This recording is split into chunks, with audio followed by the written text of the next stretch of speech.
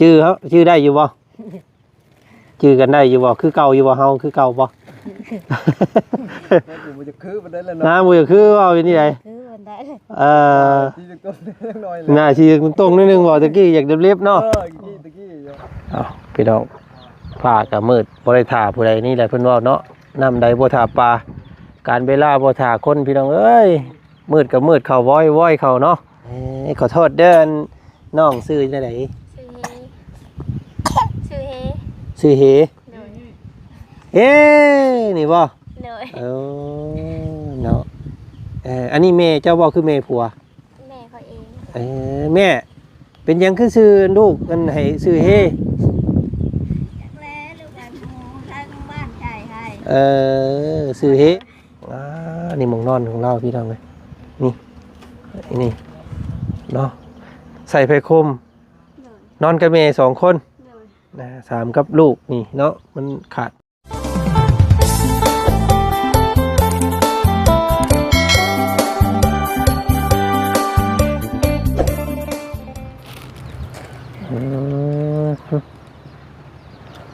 เพิ่นยังชื่อยังจำกันได้อยู่บ่เนาะพี่น้องเอ้ยเนาะบ่ได้พบได้พ้อกันเป็นปีๆหมอหำน้อยจนใหญ่บาดนี้เนาะตะกี้ยังน้อยๆชื่อเขาได้อยู่บ่เอ้ยมันหึงแล้วโอ้ยเอาสบายดีเนาะสบายดีโอ้ย FC ผู้ใหญ่ใจดีเพิ่นก็สิชื่อครอบครัวนี่ได้อยู่บ่เนาะพี่น้องไงครอบครัวของเอ้ยแต๊บเนาะกับอ้ายหยังก็อ้ายไอ้แบนเนาะแต๊บแบนพี่น้องไงป้าเนาะเป็นที่ใดอ้ายคืออ้วนคือพี่คือรอขึ้นกว่าเก่าไปเฮ็ดหยังมานี่เฮ้อเฮ็ดหยังมาเขานี่แหละกินข้าวอ้วนขึ้นเนาะอ้วนขึ้นเอี้ยนพี่ดีนำขึ้นพี่น้องไงเป็นที่ใดเฮือนซ่านเฮาเนาะตามสภาพจนสิเก่าอีกเลยเนาะอ้ายเนาะเฮือนนั่งพิงไผคือเก่าลูกๆไปทางใดเบิดเลยอ่ะอีล่ะผู้น้อยผู้ใหญ่ผู้พี่น้องเอ้ยพี่น้องไงเนาะบ่ได้เข้ามาเยี่ยมมายามเป็นเวลาโดนนานเฮ็ดหยังอยู่อ้ายคุมื้อนี้มีเวียกงานหยังบ่มีแนวเฮ็ดคือเก่าก็แปลนเบิดแถวนี้เนาะแต่ก่อน6บ่6พี่น้องเอ้ยมาอยู่มาอาศัยอยู่นี่รถป้าแปลนเบิดเลยเนาะพี่น้องเอ้ยมีหยังสู่ลูกกินมื้อนี้บ่มีแนวกินครับไปเบิ่งเอ้ยแต๊บกันก่อนพี่น้องเอ้ยเนาะโอ้บ่ได้พ้อกันแต่ละหึงเนาะสบายดีครับสบายดีเขาโรงเรียนอยู่บ่ลูกแต่ละคนผัวอ้วนขึ้นเมียบัดจ้อยลงบาดนี้เนาะพี่น้องเอ้ยไปให้ปันให้ผัวบ่แล้วแต่เบิ่งความอ้วนความพี่นี่เอาครับเอาล่ะเอาขนมระวาวให้เนาะโอ้อีหลาเพิ่นก็จนใหญ่บาดนี้เนาะเป็นสาวแล้วยังอยู่นำกันเบิดครบเบิดทุกคนบ่เป็นหนาวบ่เป็นนี่ใดกูมื้อหนาวเนาะมีหยังสู้กันกินมื้อแลงได้ยังขายไปขายตลาดตะเกาได้เขียดมีแต่เขียดเนาะลังมือกับใบขายมือหนึ่งใบขายเป็นยังคือผู้ขายมือนี่ไม่ได้ขายเราโดนจอดเนาะเอามากินเนาะบ่ได้ขายกะอาศัยเฮ็ดแบบนั้นเอาพี่น้องเลยโอ้เนาะชื่อได้อยู่บ่ชื่อกันได้อยู่บ่คือเก่าอยู่บ่เฮาคือเก่าบ่บ่จะคือมันได้แล้วเนาะบ่จะคือเอาเป็นนี่ไดคือมันได้ที่ต้นเล็กน้อยน่าสิตรงนิดนึงบ่ตะกี้อยากเรียบๆเนาะตะกี้ย่ออยากพี่น้องเอ้ยเนาะบ่ได้มาเยี่ยมมายามเพิ่นแต่ดนได้เนาะโอ้คือชื่อเฮาเพิ่นบ่ชื่อว่าอาจารย์เนาะอันอ้วนขึ้นเฮาก็เนาะแม่นบ่เฮ้ยพี่น้องเอ้ยเนาะเอาทักทายสบายดีมื้อนี้มาดินมาแอนน้ำครอบครัวของแต๊บเพิ่นแล้วก็ไอแบนเนาะอันนี้แหละพี่น้องเอ้ยเนาะเป็นเฮือนหลังนี้ก็แล้วทั่วแล้วก็บ่ได้มาใกล้เพิ่นเลยพี่น้องเอ้ยเนาะให้เพิ่นใช้ชีวิตเพิ่นไปเนาะเป็นนี่ได้อ้ายอันเฮือนไอ้ก็เก่าอยู่บ่ เนาะเบิ่งอยู่เฮือนซานเพิ่นโอ้เป็นนี่ใดได้พี่น้องเอ้ยเป็นเฮือนขนาดอัน6ต้นแล้วก็9ต้นเนาะ9ต้นแต่ว่าเพิ่นเอาเสาตัวนี้ออกเองเฮ็ดตามงบพี่น้องเอ้ยแต่มันก็จนเพบ่ได้น้อยเนาะบันไดเฮ็ดอันบันไดลงมามันแบบมันบ่มีแนวกั้งพี่น้องเอ้ยแต่ว่าก็ดีกว่าหม่องเฮือนหลังเก่าแล้วหลายอยู่ดอกพี่น้องเอ้ยมีประตูเนาะตอนจือจำได้อยู่บ่เนาะพี่น้องเนาะมีหลายท่านที่เพิ่นช่วยสมทบในการเฮ็ดเฮือนสร้างศาลหลังนี้ขึ้นมาก็นี่แหละพี่น้องเอ้ยเนาะได้ซำนี้ครอบครัวพวกเพิ่นเนาะมีบ่อน้ำเนาะน้ำยังอยู่ได้คือเก่าบ่เอ้ยยังได้คือเก่าอยู่เนาะพี่น้องเอ้ยเนาะมันก็ฮักคูณเฮียนไปตามกาลเวลาเลยเนาะมันก็แปลงเอาน้ำนั่นแหละพี่น้องเอ้ยน้ำนี่ยังแห้งคือเก่าอยู่บ่น้ำฝนตกลิ้นเนี่ยมันจะคุนมันบ่ได้เข้าบ้านคือเก่าอยู่พี่ประจำเนาะอยู่ที่ประจพี่น้องเอ้ยเข้านะมันสะดวกสบายเนาะค้าขายไงเมื่อพื้นดัวเนาะหาอยู่ป่าอยู่ดงมาจุเนาะอยู่บ้านเฮาโดดโอ้ยพี่น้องเอ้ยบ้านนี้หาเพิ่นยังนี่นั่งพิงไผ่เนาะแปรเป็นไก่กาได้ซะยังเลี้ยงคือเก่าอยู่บ่พื้นไฟก็มีดอกหนึ่งคือเก่าแล้วก็ได้พี่น้องเอ้ยใต้พื้นใต้ไฟเข้าสากไฟยังมาบ่ฮอดทางนี้เนาะยังเพิ่นยังบ่มีไฟต่อออกมาทางพี่ยังใส่ไฟแสงโซลาร์เซลล์คือเก่าอยู่ไก่โดยแต่ว่าเพิ่นอันนั้นมาจับอันนั้นอยู่เนาะเพิ่นมาสัมภาษณ์อยู่บ่ทางอันเจ้าหน้าที่เพิ่นมาอันปักมุดพี่น้องเอ้ยปักมุดอันหลังคาเฮือนนี่มีคือกันเราก็ได้ถือว่าเป็นเฮือนหลังนึงอยู่นี่น้อยเนาะ เอาอยู่ตลอดไปสิเฮือนอยู่ในบ้านพุ่นมันไผสิอยู่อันอ้ายเฮือนอยู่ในบ้านเจ้าพุ่นเขาไปเท้าบ่ค่อยได้อยู่แล้วอยู่พุ่นเนาะออกมาพี่ประจำแล้วว่าซั่นซะพี่ประจำเลยสะดวกสบายมีน้ำมีไส้แต่ว่าห้องน้ำยังเข้าป่าคือเก่าเนาะพี่น้องไอ้กะใส่ชีวิตไปวันนี้ปลูกผักปลูกมีเนาะโอ้ผักน้ำเฮาพี่น้องไอ้ทั้งพุ่นเดี๋ยวสิไปเบิ่งก่อนสิมาหาครอบครัวอันนี้พี่น้องไอ้น้องเพิ่นอยู่เฮือนหลังห้างๆนี่แล้วทางบ่อยาวเพิ่นวายพามาก็เลยพากันเข้ามาเบิ่งเพิ่นตื่มเนาะแล้วก็ไปขายไปค่าน้ำคือกันนี่แหละเนาะแต่ละมื้อไอ้แบนเพิ่นพี่น้องไอ้ลูกเจ้าคนก็เฮาก็เริ่มได้นี่4คนอยู่ทางเฮือนอีกผู้นึงแล้วก็อีกผู้นึงเด้น้องหยังน้องบิ่งน้องบางบ่อีหยังน้องบิ่งน้องบางน้องบันชื่อเพิ่นมีตัวบบ่เลยพี่น้องเอ้ยเนาะต่างหมู่แต่แวบผู้เดียวแต๊บผู้เดียวแบนบิ่งบางบันหาก็ออกมาแต่พูดเมื่อกี้นี่มาแต่หาอยู่ดังปราสาทพูดเนาะเวลาคนล่มตายนี่ก็ออกไปพุ่นเบิดบ่อยไม่ได้ออกเนาะโอ้ปราสาทอยู่ไกลบ้านอยู่ได้นี่พี่น้องเนาะ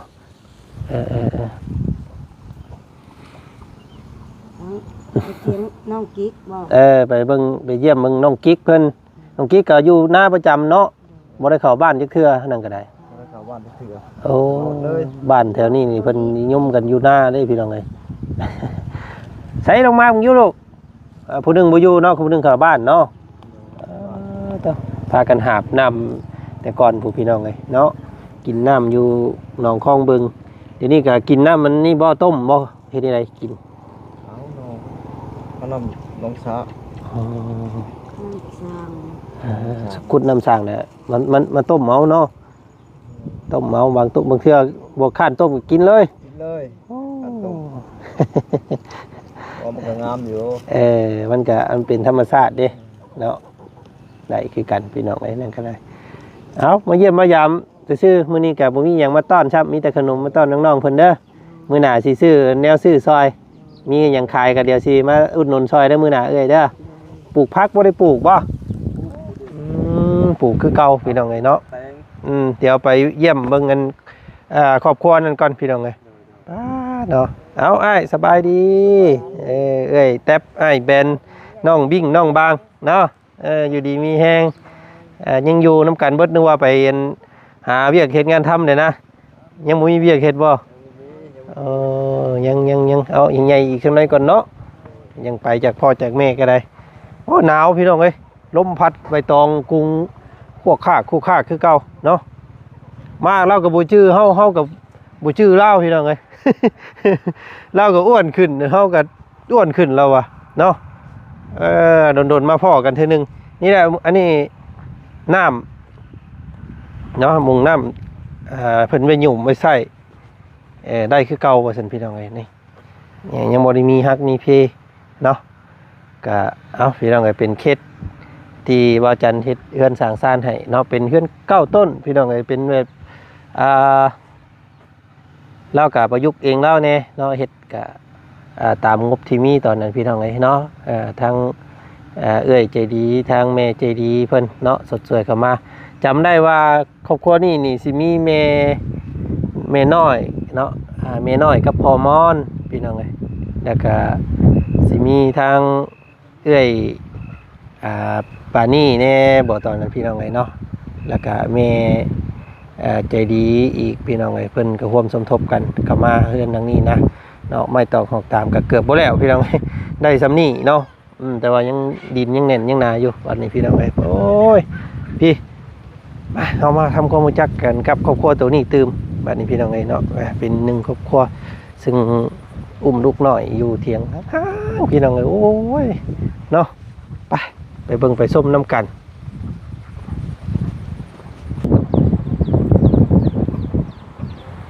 ลมห่วยยามแรงพี่น้องเอ้ยเนาะหนาวสะวัน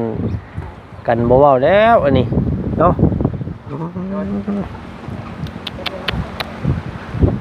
ผลึก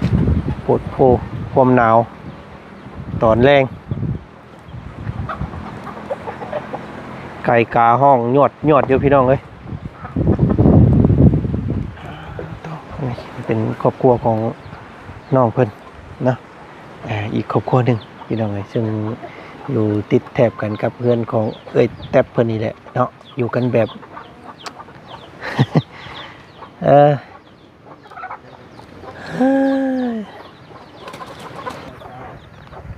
พี่น้องผ้ากับมืดบ่ได้ถ่าผู้ใดนี่แหละเพิ่นว่าเนาะน้ำใดบ่ถ่าปลาการเวลาบ่ถ่าคนพี่น้องเอ้ยมืดกับมืดเข้าว้อยเข้าเนาะเถียงหน้าน้อยค่อยหักซะแล้วอันนี้พี่น้องเอ้ยสบายดีจ้าเอพี่น้องเอ้ยเนาะอ๋อตอนค่ำๆเนาะพากันอยู่กันเจ้าคนอยู่หมู่นี่3 คนกับแม่เอ้าเพราะอันผัวเจ้าได้สั่นไปหาเงินอ๋อผัวไปทำงานเอาไปทำงานอยู่ไทยพุ่นบ่ทักแท้อันบ่ได้อยู่น้ำกันบัดนี้อยู่กับแม่โตเนาะเพิ่นไปจักเดือนแหละก็ได้เดือนนึงเพิ่นไปเฮ็ดงานหยังงานก่อสร้างพี่น้องพักลูกภาคเมียเนาะลูกผู้เดียวนี่บ่ขอโทษเด้อน้องชื่อจังได๋ชื่อเฮนี่บ่เนาะอันนี้แม่เจ้าบ่คือแม่ผัวแม่เขาเองแม่เป็นหยังคือชื่อลูกอันให้ชื่อเฮลูกกันหมู่ทางบ้านใจให้ชื่อเฮ อยู่กัน2 คน 3 คนนี่เอาจะมีผู้เดียวบ่ลูกอันแม่เจ้า2แต่ว่าเอื้อยไปสู่ผัวดิเอื้อยไปอยู่น้ำผัวพี่น้องไงเนาะคือบ่อยู่ในบ้านพุ่นแต่เจ้ามันบ่มีมันอยู่อยู่บ้านบ่มีหม่องอยู่ ก็เลยมาอยู่หน้าเนาะเอ้ยพี่น้องเอ้ยบ่มีไผดอกเนาะถ้าว่าเฮามีเฮือนมีซ่านเฮาบ่อยากอยู่บ้านเนาะอันนี้เพิ่นบ่มีหม่องอยู่แล้วอยู่บ้านพี่น้องเพิ่นยังออกมาอยู่หน้าเนาะอืม หลายอยู่บ้าน และนอนนี่ได้อันนี้กลางคืนมากคืออันนั้นแท้บนหนาวบ่โทษบ่ฝนตกฝนดินมันบ่เปียกเบิดบ่ หนาวฝนตกแล้วก็บ่มีแต่วันเปียกวัน พี่น้องเอ้ยได้มีอีหยังกินข้าวกับมื้อแลง บ่มี บ่มีแนวกินเลย เลย ตายคักบ้านนี้เนาะคือเห็นตลาดอยู่หม่องข้างโคกนี่คือคนขายหลายแท้ แม่น เจ้าไปขายอยู่บ่มื้อนี้ บ่อันนั้นไปแต่เช้า อืม ขายกบ ขายกบ เลย ได้จักพัน ได้หาซี พอได้ซื้อเปรกปิ้งนัวเนาะ เลย พอได้ซื้อโอ้ยนี่หมอน้อยนี่ก็เสื้อแล้วก็อันนั้นซ้ำพี่น้องก็ซื้อนี่ได้ลูกนี่ ต้นข้าว ซื้อต้นข้าว เลย อ๋อ เป็นผู้หญิงซ้ำพี่น้องก็ตัวน้อยๆเนาะน้อยๆคือกันกับแม่โอ้มีแต่ให้ไปจักอันนี้เนาะครับมันครบก้นครบกอยคอยอยู่เก่ายิ่งยักอยู่พี่น้องเลย บ่มี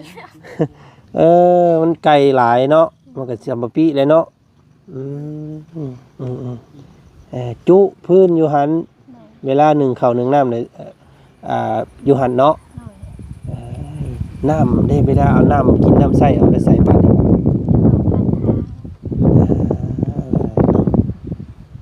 ตักอาบอยู่หันเนาะอย่างไรสัตว์พี่น้องดูอาบน้ำได้บ่ลูกมื้อนี้อาบได้บ่ เลย บ่โทรหาพ่ออยู่บ่ เนาะเอาแล้วเบากะเข้ามาครับเขาว่าย่าวเพิ่นมันก็ได้แวะมาถามเด้อเนาะบ่มีหยังพี่น้องไอ้มื้อนี้ก็ได้มีแต่มันแจ้งหูแจ้งตามื้อหน้าก่อนสิมาหาใหม่เนาะมื้อนี้หาอาบน้ำอาบท่าพาลูกขึ้นไปนอนซะพี่น้องเอ้ยพาขึ้นเบิ่งในได้บ่หม่องนอนขึ้นเบิ่งเยอะพี่น้องเอ้ยเบิ่งมันคือบ่มีหยังขังเลยอันนี้เนาะมืดเด้อพี่น้องเอ้ยมืดช่ำเนาะหายคักบาดนี่บ่เห็นหุ่งช่ำเนาะแบตกับเบิดพี่น้องเอ้ยนอนอยู่สี่เลยเมื่อคืนโดนแรงมาเนาะเบิ่งเห็นพี่น้องบ่บ่มีแนวขังบ่อันนี้ แม่น โอ้ยมืดแท้นี่พี่น้องเอ้ยโอ้แล้วกันเนาะบ่เห็นซ้ำบาดนี่บ่เห็นหุ่งเห็นเทืองเลยไฟใต้ไฟแน่มีบ่มีไฟอยู่บ่ แต่ว่าอยากเบิ่งแล้ว โอ้ยพี่น้อง ลูกได้ข้าวสาร เบิ่งอยู่หันเบิ่งไฟไฟนี่โอ้เอานี่ เลย นี่หมองนอนของเราพี่น้องเลยนี่เนาะใส่ไฟคม เลย นอนกับแม่สองคน เลย นะสามกับลูกนี่เนาะมันขาดไปเลยพี่น้องเลยมองรับมองนอนก็ได้หนาวได้อีหล่ะเนาะมื้อแรงมาเนาะ เลย หนาวบ่ ห่มผ้าจิกหัวจิกหางเอาได้เนาะ เลย พี่น้องเอาห่มผ้าแพรเอายันไพ่เจ้าเบิดเอาแล้วกอดลูกจ้าเดี๋ยวระเบ้าสิมาหาใหม่เด้อโอ้ย มืดจำพี่น้องเลยเนาะเฮือนเราก็ได้นี่ไปเมื่อแล้วพากระตรงกระจาดเล่าเป็นพัดเป็นไออยู่เนาะอีทางตู้เมย์เพิ่นก็ได้อาบน้ำนะบ่แม่มื้อนี้ยันแต่ไพ่ปิวใส่อิหยังเพิ่นเอิ้นอันนี้ใบอ้อย ใบอ้อยบ่ เลย ไพ่ปิวใส่หนิดนึงนี่ก็วาบแล้วนี่พี่น้องเอ้ยเป็นเสื้อเพิ่งดีๆนี่เองได้นี่เนาะ แล้วเดี๋ยวก่อน เอาลูกกินข้าวกินน้ำนอนซะสุด เดี๋ยวสิมาหาไม่มันแจ้งหูแจ้งตาก่อนมันมื้อนี้มันมืดพี่น้องเอ้ยมืดมั่วไปเบิดเลยบ่เห็นอีสังเนาะนี่อันนี้เป็นมุงรับมุงนอนของสามแม่ลูกผัวไปเฮ็ดเวียกเนาะอยู่ท่าแขกคุณวสันบ้านของอันบ่าวบุญเฮงพี่น้องเอ้ยเนาะก็เลยอยู่กับแม่3คนเนาะย้อนคมทุกข์ความยากพี่น้องเอ้ยจึงจากกันไปเนาะเฮ็ดจังได๋ซะผู้อยู่พี่ก็อยู่ให้อยู่หน้าอยู่เผาไก่เผากาถะยามให้ยามหน้าเพื่อได้พ้อกันใหม่ว่าซั่นซะเนาะมื้อนี้ก็พาพี่พี่น้องเข้ามาเยี่ยม อื้อยแต๊บเนาะแล้วก็อ้ายกระแบนพี่น้องเอ้ยเนาะบ่ได้พ้อกันโดนพี่น้องเอ้ยมาแล้วก็เราก็โอ้การเป็นอยู่เพิ่นก็ดีขึ้นอยู่เนาะมีน้ำมีเฮือนนอนบ่ต้องไปซ่อนอยู่เฮือนหัวๆว่าซั่นซะเนาะก็ดีขึ้นระดับหนึงพี่น้องเอ้ยนั่นแหละก็ติดตามเบิ่งนํกันอีกเนาะเป็นเคสใหม่ๆแน่มื้อนี้พี่น้องเอ้ยเนาะเป็นจังไดพิจารณาเบิ่งเด้อได้เบิ่งได้ชมได้ก็เนาะใส่วิจารณญาณในการรับชมพี่น้องเอ้ยเบิ่งความเป็นจริงเนาะคนเฮาบางเทื่อมันอาจจะยิ่งกว่านครนี่พี่น้องเอ้ยเนาะศาสตร์มอนมุ่งมันบ่มีไฟดอกบ่อยากใส่เสื้อขาดส่งขาดแล้วพี่น้องเนาะมันบ่มีอีหลีคือครอบครัวนี่ก็บ่มีไผดอกที่อยากอยู่หม่องกันเถียงห่างๆไปซี่นะเนาะแต่ว่าเราบ่มีเฮือนเราบ่มีดินนอนตอนหญ้าอยู่ทางในบ้านก็ได้มาอยู่เถียงเนาะบ่แม่นว่าพวกเฮามาถ่ายเถียงได้พี่น้องเอ้ยเนาะเป็นหม่องส้นเพิ่นอีหลีเนาะถ้าเพิ่นมีเพิ่นก็คือสิบ่อยู่หลังห่างๆไปซี่ดอกเนาะจังได๋ก็เป็นกำลังแรงใจให้เด้อพี่น้องเด้อเนาะคนเฮาต้นทุนบ่คือกันพี่น้องเอ้ยผู้หนึ่งมีผู้หนึ่งก็บ่มีเนาะก็ให้มันเท่ามันเทียมกันกับบ่แม่นพี่น้องเอ้ยไปซะเนาะขอตัวลำลามื้อหาต้มน้ำต้มท่าอาบก่อนหนาวสะแงดแห้งพี่น้องเอ้ยพอกันใหม่อีกเด้อคลิปหน้าคลิปนี้สบายดีบันส่วน